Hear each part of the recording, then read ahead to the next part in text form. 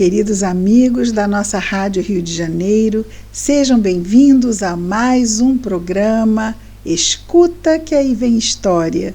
Meu nome é Cristina Brito e aqui juntos vemos as histórias trazidas pelo espírito Irmão X, Humberto de Campos, através da mediunidade de Chico Xavier, e atualmente estamos vendo o livro Pontos e Contos, publicado pela Federação Espírita Brasileira.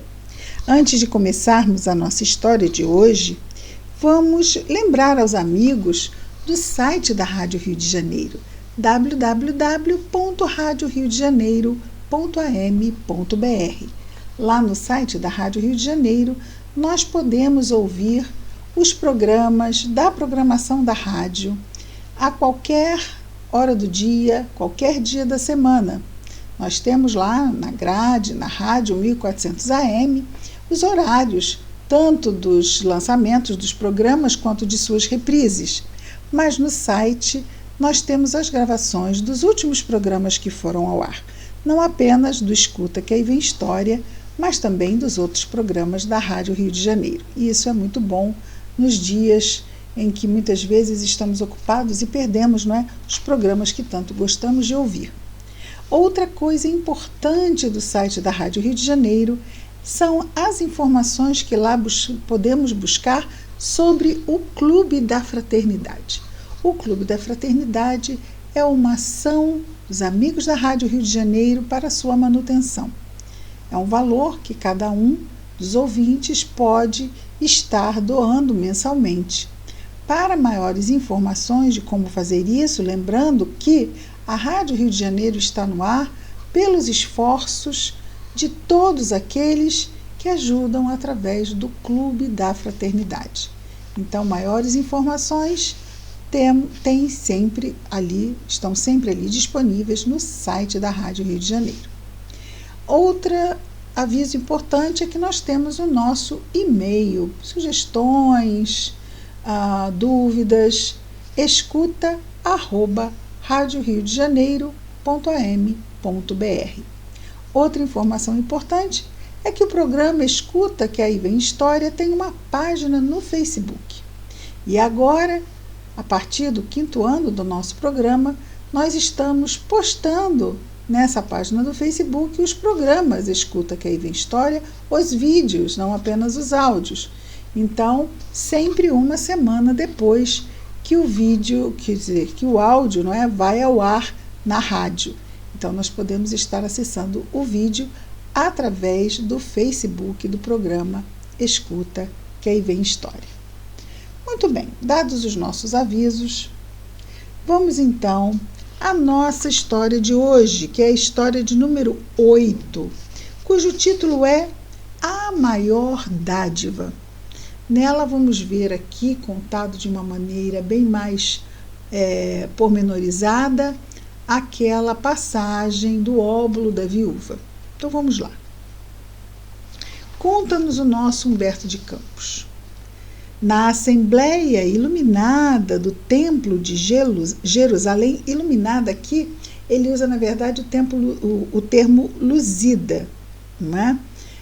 Porque eram pessoas que estavam ali no templo, nós vamos ver, para fazerem as suas oferendas, não é? Então é aquela roupa, não é, que tem aquele brilho, mas das sedas e dos bordados dourados, então tudo isso ostentando, não é, a posição social daqueles que estavam ali no templo.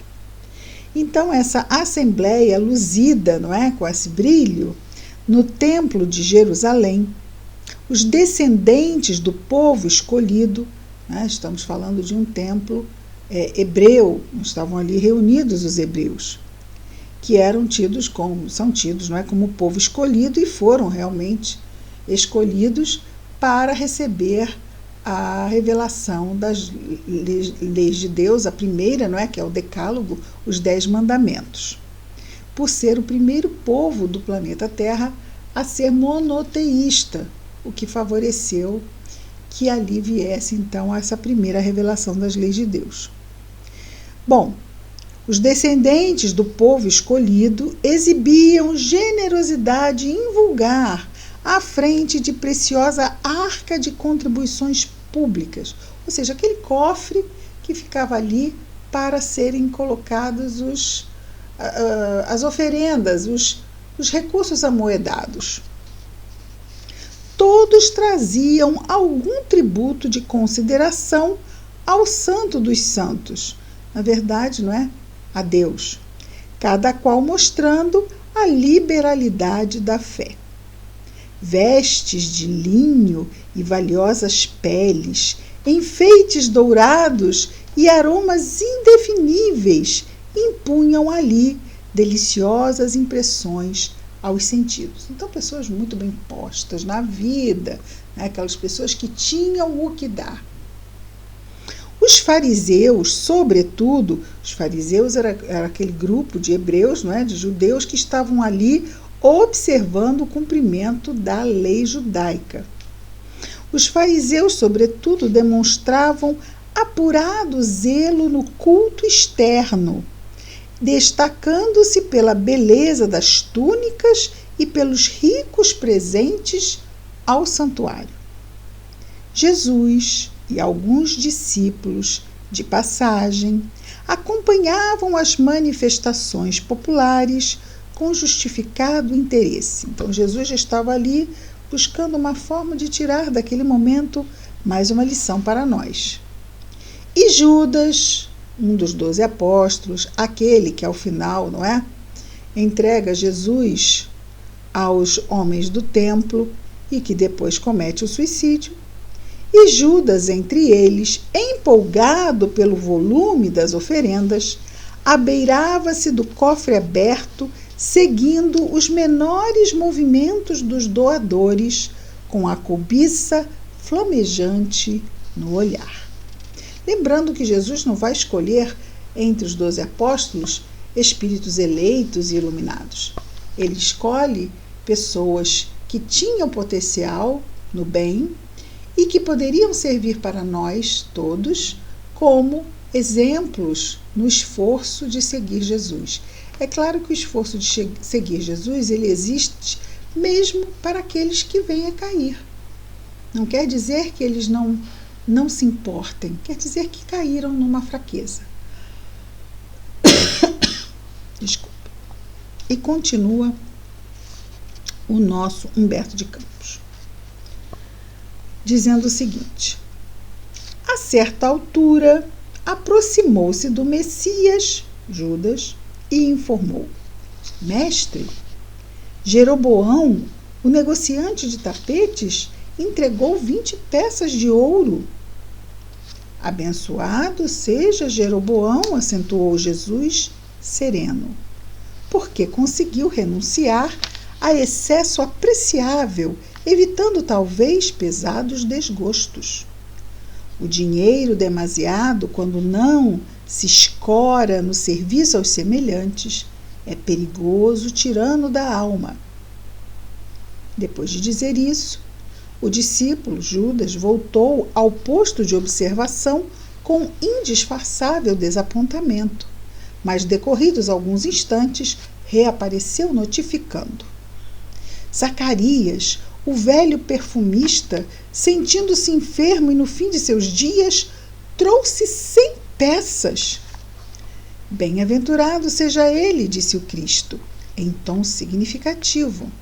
Mais vale confiar a fortuna aos movimentos da fé que legá-la, que deixá-la a parentes ambiciosos e ingratos. Zacarias prestou incalculável benefício a si mesmo. Judas voltou por si mesmo à fiscalização para comunicar logo após ao grupo galileu: a viúva de Cã, o mercador de cavalos que faleceu recentemente, acaba de entregar todo o dinheiro que recebeu dos romanos pela venda de grande partida de animais, quer dizer, um grande número de animais. E baixando o tom de voz, completava cauteloso o apontamento: dizem por aí que alguns centuriões, soldados romanos, planejavam roubar-lhe os bens. Jesus sorriu e considerou: Muitos recursos amontoados sem proveito provocam as sugestões do mal. Feliz dela, que soube preservar-se contra os malfeitores. O aprendiz curioso regressou à posição e retornou falante. Mestre, Efraim, o levita de Cesareia, entregou 200 moedas. 200! Bem-aventurado seja Efraim, falou o divino amigo sem afetação. E continuou: é grande a virtude saber dar o que sobra em meio de tantos avarentos que se rejubilam à mesa, esquecendo os infelizes que não dispõem de uma casca de pão.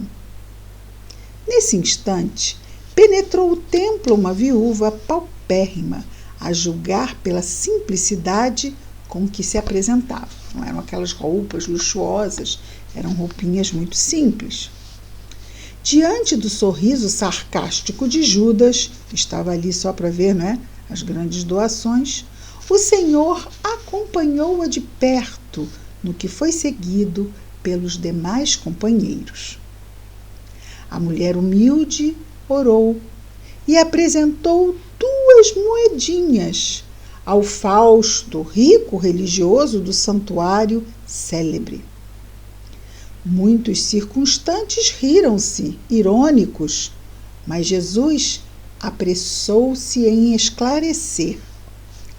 Em verdade, esta pobre viúva deu mais que todos os poderosos aqui reunidos, porque não vacilou em confiar ao templo quanto possuía para o sustento próprio.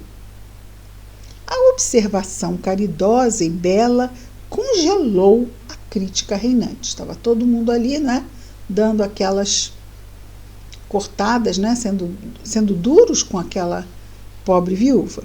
E Jesus veio e os calou. Pouco a pouco, o recinto enorme tornou a calma. Israelitas nobres e sem nome abandonaram rumorosamente o domicílio da fé. Aquele barulhinho, né? Todo mundo vai partindo e rumando lá para as suas vidas além do templo.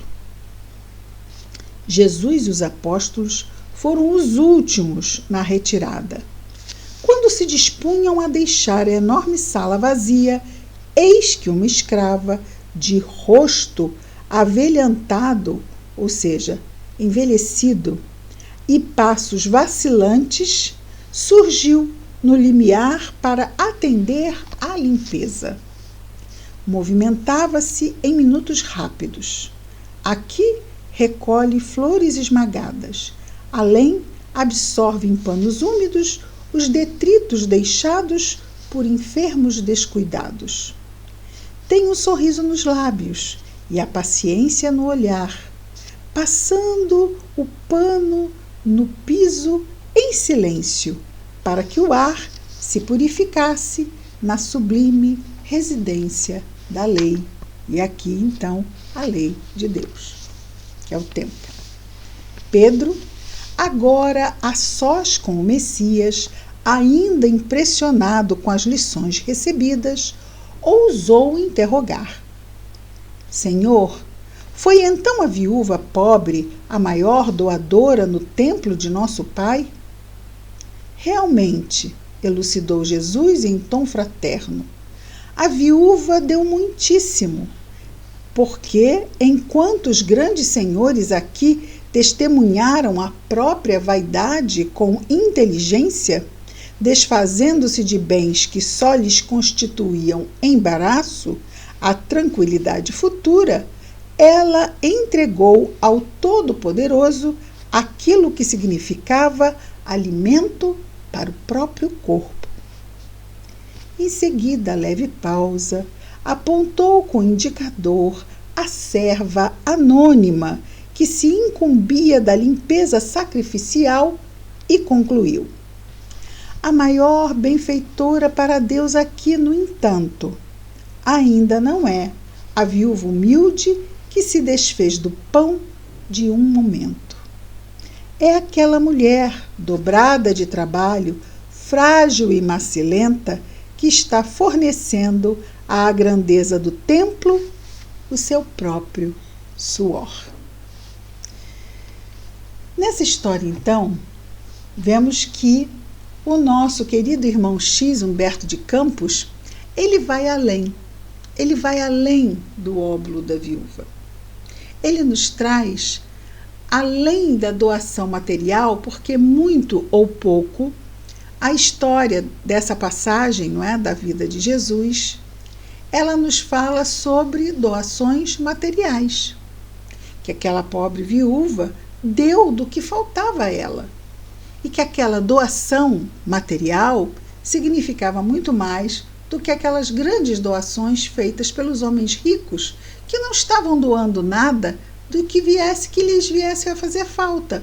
Eles estavam doando o que sobrava, e não realmente aquilo que servia para o sustento deles. Mas então vemos que Humberto de Campos ele vai fazer uma nova correlação, não mais sobre a pouca doação, que significa o essencial, versus a grande doação do supérfluo, mas ele vai fazer a comparação entre doação material da doação de trabalho. E trabalho, atividade útil, e aqui uma atividade útil feita com amor.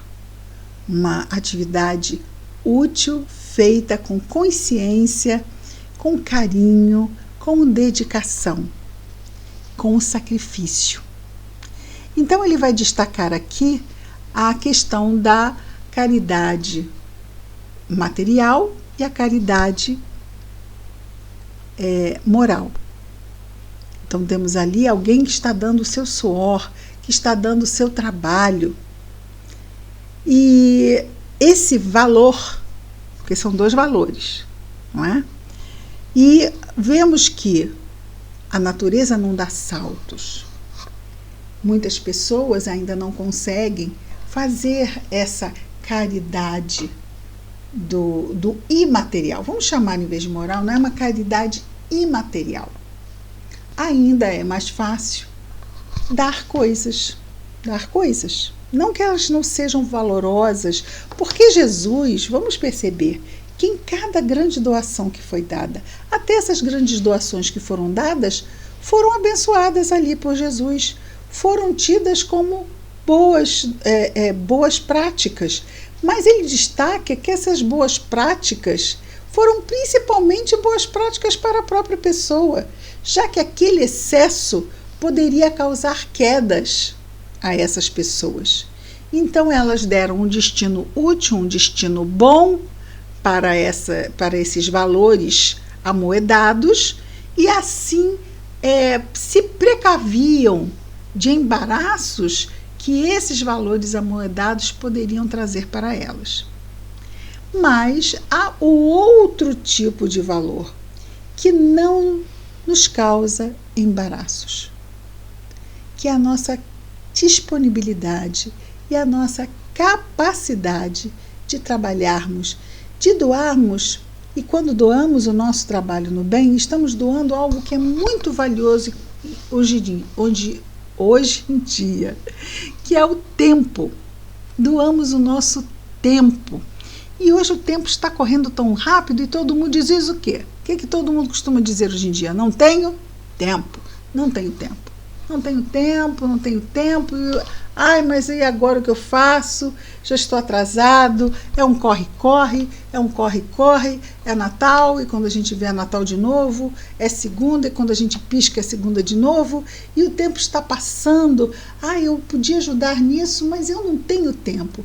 Eu podia fazer isso para ajudar fulano, mas eu não tenho tempo. E quem não tem tempo, sempre arranja tempo. E quem tem tempo, às vezes, não consegue arrumar o tempo. Vemos que o tempo, ele depende muito da nossa organização, da nossa capacidade de nos organizarmos e de nos disciplinarmos nas demandas que a vida vai nos exigindo. Precisamos hoje em dia, até porque a nossa sensação de que o tempo está passando muito rápido, ela nos exige que sejamos mais organizados, mais disciplinados, a fim de aproveitarmos melhor o tempo, porque ele está passando. E quando a gente vê, já passou. E nós viemos realizar coisas aqui e temos forças para realizá-las ainda, graças a Deus, e é preciso que nós as realizemos. Se nos damos conta dos espíritos imortais que somos, se nos damos conta que estamos reencarnados com uma missão de nos melhorarmos e principalmente de nos doarmos, nos melhorarmos, nos doando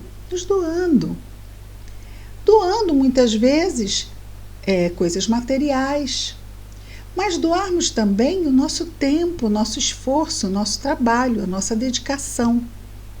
E o nosso querido Humberto de Campos, irmão X, ele vai destacar esse valor, que é um valor, esse valor imaterial, mas que implica em muito mais envolvimento. Muito mais envolvimento. Muitas vezes, dar algo material é um movimento, né, que leva alguns, embora vai exigir para muitos que são apegados, né, também a seu grau de dificuldade, mas, como vimos aqui na história, muitas vezes doamos o quê? O que nos sobra.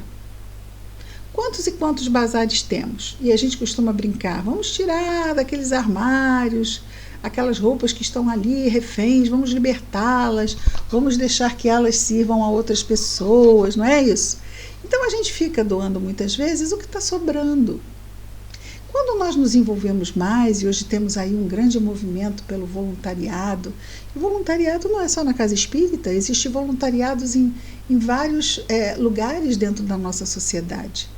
E estamos nos envolvendo nesse grande movimento de prática do bem no mundo. E o mundo está muito necessitado disso. Essa história, que fala sobre a maior dádiva, ela vai destacar exatamente essa comparação entre valores materiais que não deixam de ser importantes, certo? E Jesus não fala com desdém de de uma dessas doações. Inclusive, ele sempre vai tratar a cada um dos que doam como uma pessoa abençoada. Aqui, vamos ver aqui uma delas, não é? Que é destacado aqui. Abençoado seja Jeroboão, bem-aventurado seja ele. Então ele vai sempre destacar, bem-aventurado seja Efraim. Ele vai sempre destacar que aquele que está doando bens materiais é bem abençoado, sim. Mas que a qualidade do valor imaterial, ela exige mais, né? Exige mais. Então vamos refletir sobre isso, porque nós temos, muitas vezes, a gente não precisa ir lá longe, não.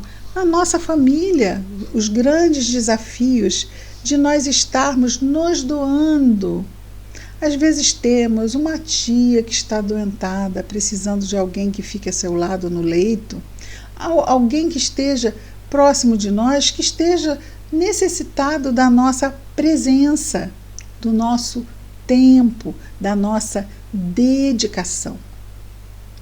Quando isto não está acontecendo, nós podemos até estender além da fronteira da nossa família e do nosso lar.